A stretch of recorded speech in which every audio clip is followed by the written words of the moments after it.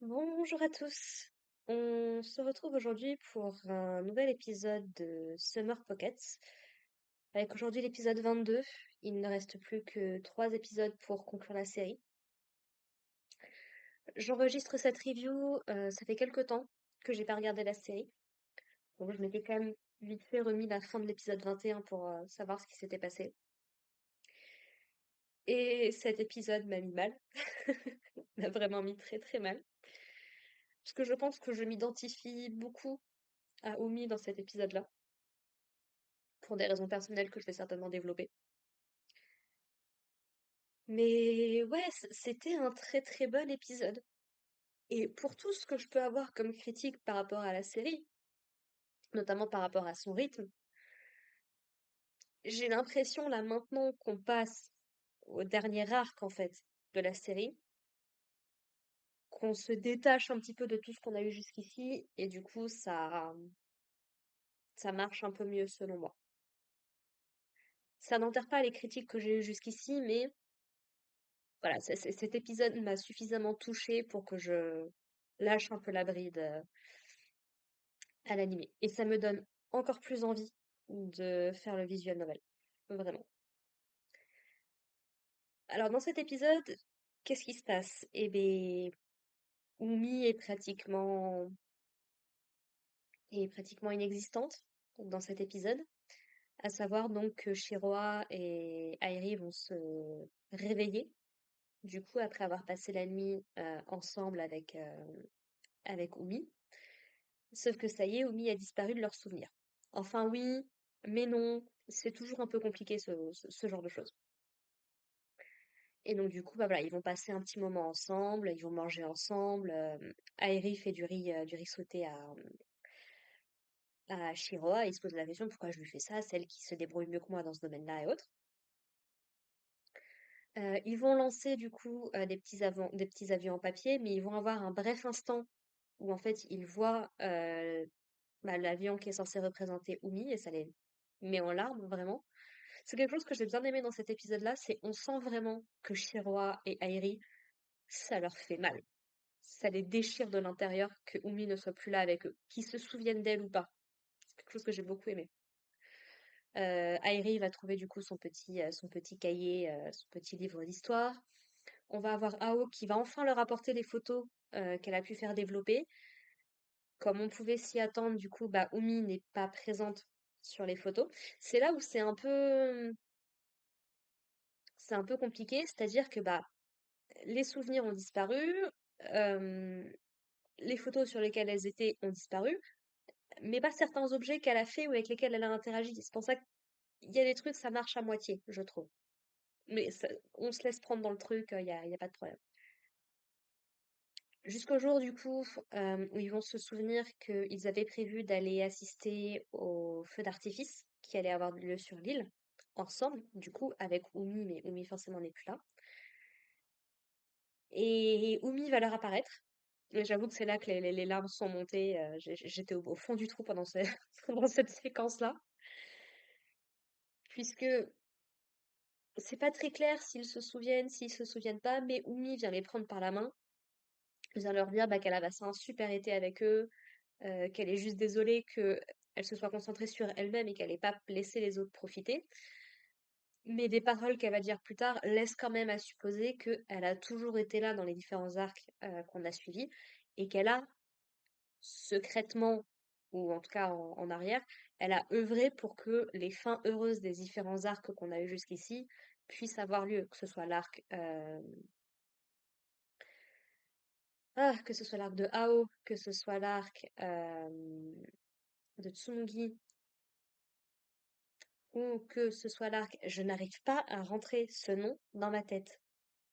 Je sais que c'est un truc qui commence avec un M. Ouais, ouais, la fille du début, le premier arc qu'on a eu, ça m'énerve. Euh, Parce qu'on donc on la voit sous sa forme de papillon, puisqu'elle disparaît définitivement dans cet arc-là des mémoires collectives et de l'impact qu'elle peut avoir sur l'histoire. Et ouais, le personnage de Umi m'a beaucoup touchée dans cette scène, puisqu'on a Shiroa du coup qui se met à genoux, qui est en pleurs, qui se dit non mais je vais être une meilleure maman, faut que tu restes, machin, on fera tout ce que tu veux et tout. Mais malheureusement, Umi ne peut juste pas rester en fait. C'est malheureux, mais c'est comme ça. Elle aurait beaucoup aimé pouvoir passer plus de temps avec sa mère, c'est sûr. Mais malheureusement, l'avenir étant plus ou moins écrit, c'est difficile. Et si vous suivez un petit peu ma chaîne depuis quelque temps, si vous suivez un petit peu mes différentes vidéos, j'en ai déjà parlé. euh, Moi, j'ai perdu ma mère quand j'avais 11 ans, d'une maladie, d'une longue maladie, c'est pas juste tombé comme ça. Mais pendant très longtemps, avant qu'elle ne décède, j'ai beaucoup souhaité qu'elle puisse survivre le plus longtemps possible pour qu'on puisse avoir passé Noël ensemble, passer les anniversaires ensemble. Et je m'en suis aussi, et je m'en veux toujours, euh, de ne pas avoir eu la maturité et le recul nécessaire à l'époque. Mais je sais que j'étais qu'une gamine et que je pouvais rien faire, mais cette culpabilité est toujours là. Et là où ça me blesse le plus, c'est que j'ai pas de souvenir de ma mère en fait. J'avais 11 ans, mais elle a été malade pendant 4 ans, je crois. Et ça a été une période tellement difficile qu'en fait j'ai plus de souvenir de ma mère et il ne reste aujourd'hui concrètement plus que de la tristesse. Il n'y a plus que ce j'ai fait mon deuil en soi. Ça y est, je suis passée à un stade d'acceptation. Il m'aura fallu 13 ans, mais c'est bon. Mais ça n'empêche pas que la souffrance et la peine sont toujours là. Et je pense que cet épisode m'a particulièrement touchée, puisque à l'heure où j'enregistre, on est le 30 septembre. Vous verrez cet épisode beaucoup plus tard. Mais à l'heure où j'enregistre, on est le 30 septembre. Le mois prochain, ce sera son anniversaire, et le mois d'après, ce sera le mois de son décès. Donc, je suis d'autant plus sensible à ce genre de sujet-là aujourd'hui. Et encore une fois, c'était un très très bon épisode, donc les sentiments, les émotions étaient là. Suite à ça, donc, Airi et Shiroa vont poursuivre leur relation. Airi va revenir l'été d'après. Ils vont se marier, ils vont s'installer ensemble. Et du coup, ils vont avoir un bébé. Shiroa étant enceinte. Et là, vraiment, grosse vibe Clannad. Pour le meilleur et pour le pire, d'ailleurs. Euh, Avec la relation avec Nagisa et Tomoya. Mais ouais, grosse vibe Clannad. Même dans la résolution. Euh, et donc finalement, Shiroa met au monde Umi, mais décède. Et en fait, Umi n'arrive tellement pas à accepter cette réalité qu'elle revient en fait au tout début de l'histoire. Et elle se dit, bah maintenant je suis plus là, donc mes parents, il n'y a pas de raison qu'ils se rencontrent. Sauf que si ils vont se rencontrer, et en fait le même futur va se dessiner devant ses yeux. Et Shiroa, visiblement, pendant qu'elle est enceinte de Umi, va avoir une vision. On ne sait pas de quoi. Est-ce que c'est de sa propre mort? Est-ce que c'est de l'avenir de Umi? On n'a aucune idée là-dessus.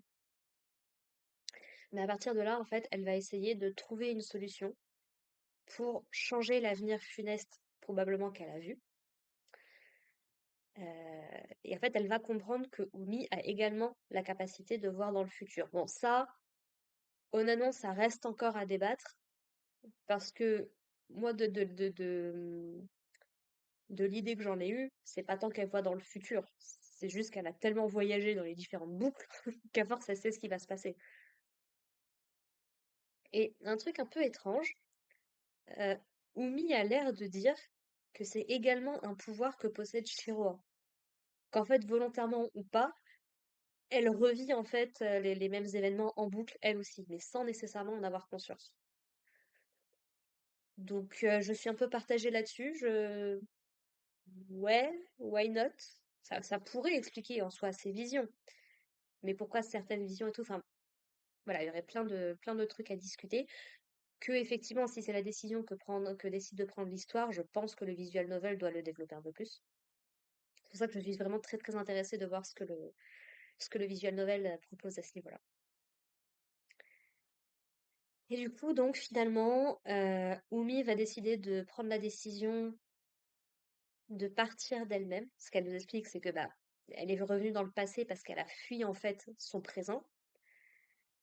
Et elle comprend que si elle veut essayer de changer les choses pour le meilleur pour tout le monde, elle doit partir quelque part, dans un univers, dans une dimension, où semblerait-il qu'elle n'existe pas. Alors, est-ce que la conclusion sera que Umi ne doit pas venir au monde? C'est pas nécessairement la conclusion qu'avec Lanad, et je pense pas nécessairement que ce soit la conclusion que veuille prendre Summer Pockets. Je pense pas que effacer de l'existence Umi soit nécessairement la bonne solution. Alors, ça peut être très très intéressant en termes dramatiques, en termes d'histoire et tout, il n'y a pas de problème. Mais comme les gens sont incapables de ne pas spoiler sur Internet, même si j'avais 4 épisodes de retard, donc un mois de retard globalement, quoi, j'ai vu passer une image très brève qui me laisse à penser qu'on va peut-être vers une conclusion à la clanade, si vous avez vu l'animé ou si vous avez vu le visual novel. Voilà.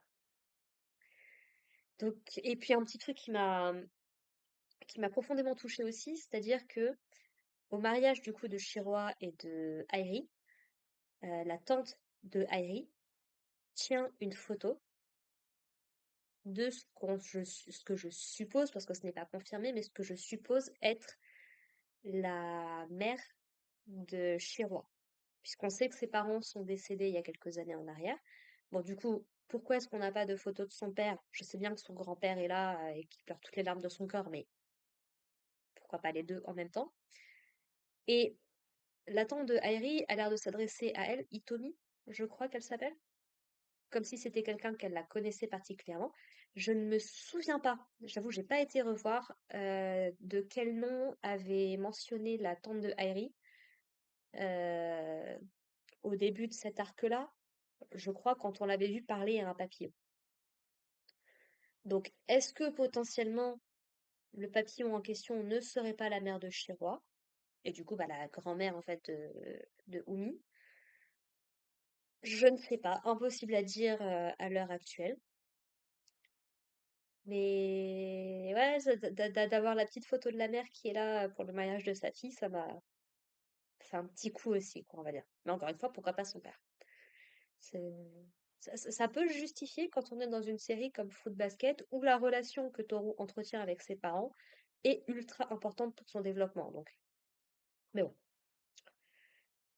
Donc voilà, voilà. Non, franchement, un très très bon épisode qui du coup me redonne un peu d'espoir pour la fin de cette série, puisqu'on a l'air de vraiment partir dans une nouvelle direction, une direction de conclusion, quoi. Donc, est-ce qu'on aura des réponses sur ces espèces d'entités qu'on a vues à la fin de l'arc de Shiroa?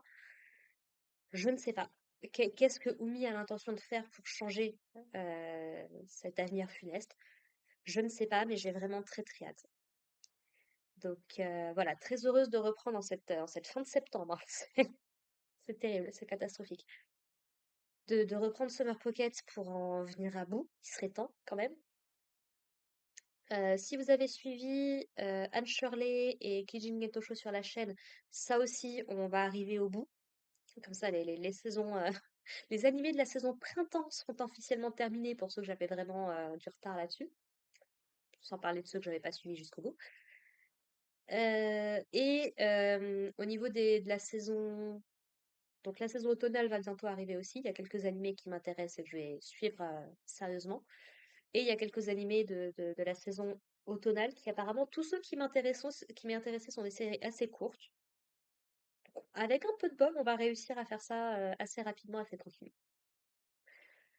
Voilà, voilà. Sur ce, bah écoutez, merci de m'avoir écouté. On se retrouve du coup bah, la prochaine fois pour l'épisode 23. N'hésitez pas à me dire ce que vous avez pensé de cet épisode. Et puis, bah, portez-vous bien. Prenez soin de vous, prenez soin de vos proches. Et puis à plus tard. Allez, bye les gens.